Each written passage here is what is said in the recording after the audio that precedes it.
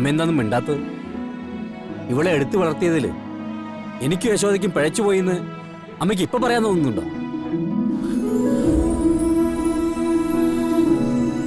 ഈ കണ്ട കാഴ്ചയൊക്കെ എന്റെയോ അമ്മയുടെയോ സ്വഭാവ ഗുണം കൊണ്ടുണ്ടായതല്ല, എന്റെ മോളുടെ പെരുമാറ്റം കൊണ്ടുണ്ടായതാ.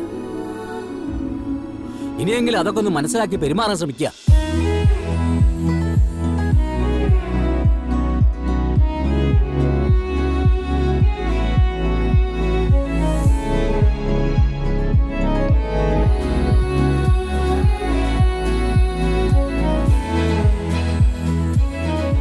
അച്ഛനൊരു അപകടത്തിൽപ്പെട്ടു.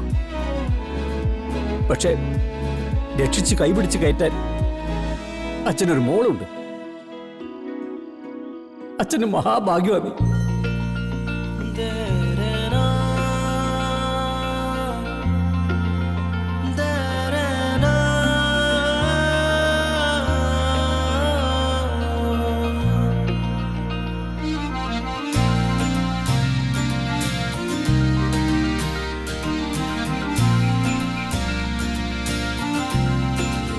തിരുമേനിയും കുടുംബം ഇന്നലെ സമാധാനമായിട്ട് ഉറങ്ങിയിട്ടുണ്ടാവും അല്ലേ ചേച്ചി?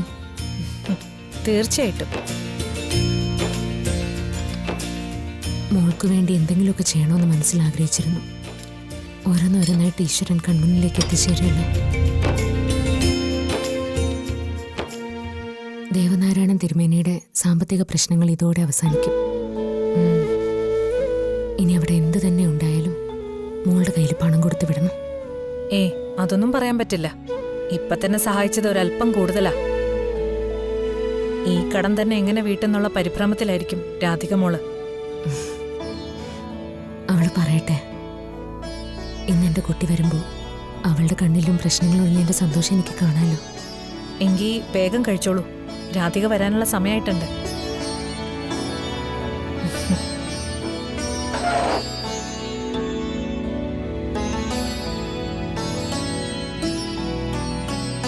ടീച്ചറെ,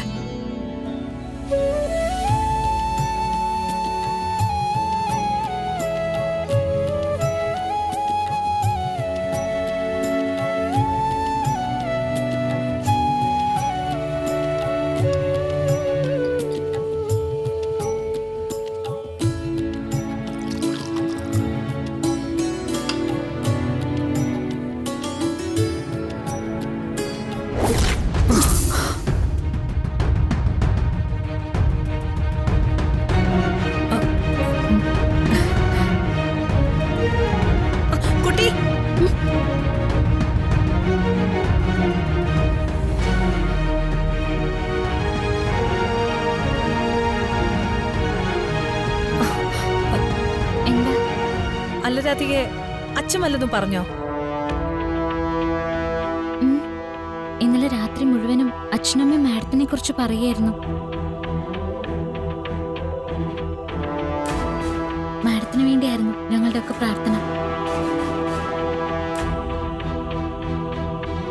അല്ല, മാഡം ഇല്ലേ? മാഡത്തിനെ എനിക്കൊന്ന് കാണണമായിരുന്നു.